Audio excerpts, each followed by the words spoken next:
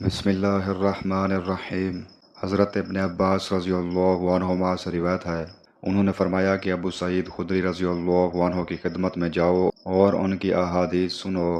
ہم گئے، دیکھا کہ ابو سعید رضی اللہ عنہ اپنے باغ کو درست کر رہے تھے۔ ہم کو دیکھ کر آپ نے اپنی چادر سنبھالی اور گھوٹ مار کر بیٹھ گئے، پھر ہم سے حدیث بیان کرنے لگے۔ جب مسجد نبوی کے بنانے کا ذکر آیا تو آپ نے بتایا کہ ہم تو مسجد کے بنانے میں حصہ لیتے وقت ایک ایک اینٹ اٹھاتے، لیکن عمار دو دو اینٹیں اٹھا رہے تھے۔ ان حضرت صلی اللہ علیہ وسلم نے انہیں دیکھا تو ان کے بدن سے مٹی جھاڑنے لگے اور فرمایا، افسوس، عمار کو ایک باغی جماعت قتل کرے گی جسے عمار جنت کی دعوت دیں گے، اور وہ جماعت عمار کو جہنم کی دعوت دے رہی ہوگی۔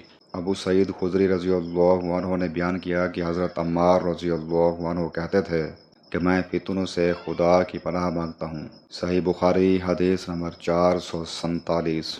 حضرت عائشہ رضی اللہ عنہا سے روایت ہے، انہوں نے فرمایا کہ بریرہ رضی اللہ عنہ لونڈی ان سے اپنی کتابت کے بارے میں مدد لینے آئیں۔ حضرت عائشہ رضی اللہ عنہا نے کہا، تم چاہو تو میں تمہارے مالکوں کو یہ رقم دے دوں اور تمہیں آزاد کرا دوں اور تمہارا ولا کا تعلق مجھ سے قائم ہو۔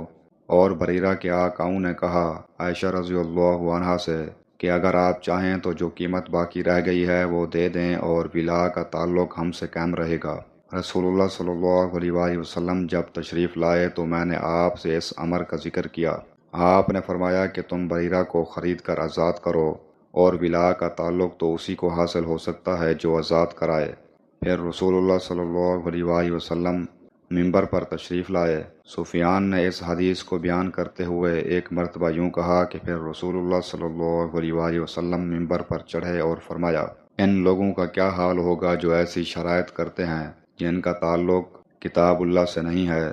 جو شخص بھی کوئی ایسی شرط کرے جو کتاب اللہ میں نہ ہو تو اس کی کوئی حیثیت نہیں ہوگی، اگرچہ وہ 100 مرتبہ کر لے۔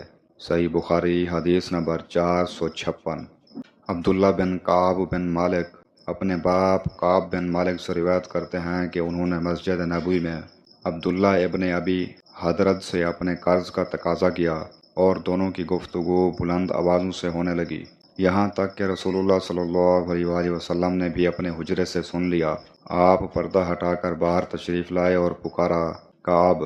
کعب رضی اللہ عنہ بولے، ہاں حضور، فرمائیے، کیا ارشاد ہے؟ آپ نے فرمایا کہ تم اپنے قرض میں سے اتنا کم کر دو۔ آپ کا اشارہ تھا کہ آدھا کم کر دیں۔ انہوں نے کہا، یا رسول اللہ، میں نے باخوشی ایسا کر دیا۔ پھر آپ نے ابن ابی حضرت سے فرمایا، اچھا اب اٹھو اور اس کا قرض ادا کرو جو آدھا معاف کر دیا گیا ہے۔ صحیح بخاری حدیث نمبر 457۔ حضرت عثمان بن عفان رضی اللہ عنہ روایت کرتے ہیں، مسجد نبوی کی تعمیر کے متعلق لوگوں کی باتوں کو سن کر آپ نے فرمایا کہ تم لوگوں نے بہت زیادہ باتیں کی ہیں، حالانکہ میں نے نبی اکرم صلی اللہ علیہ وسلم سے سنا ہے کہ جس نے مسجد بنائی۔ بکیر راوی نے کہا، میرا خیال ہے کہ آپ نے یہ بھی فرمایا کہ اس سے مقصود اللہ تعالیٰ کی رضا ہو تو اللہ تعالیٰ ایسا ہی ایک مکان جنت میں اس کے لیے بنائے گا۔